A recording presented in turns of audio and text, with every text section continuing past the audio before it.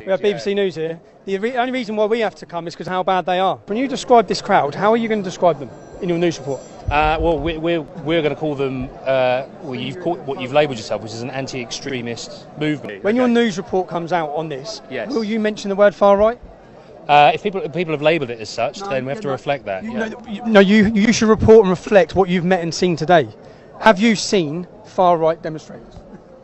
If people label it as such, if I label you as a nonce, would you report that you're a nonce?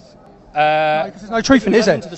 What you do is word association, which is what all of you media do against ordinary people. These are all ordinary people who have come out to demonstrate. You will do word association of racism, of far right. You've got ordinary people out demonstrating against terrorism, and you, every time the mainstream media, you brand them, and it's not fair. It's not right, and you know that because you're on this demonstration. So equally, I'm sure you know where those labels come from. You have, calls for tighter immigration.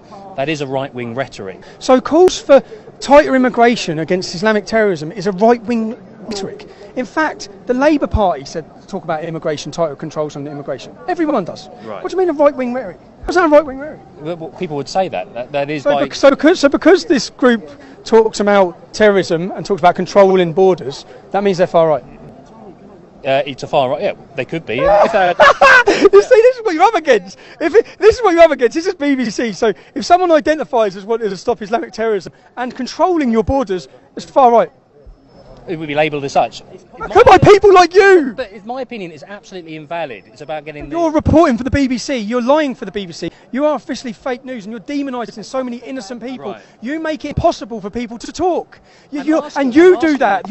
That's who you are. You're here to try and get bad footage. That's why you're here. Right. That's your agenda. You have an agenda. You're frustrated with the media, from what I take from this.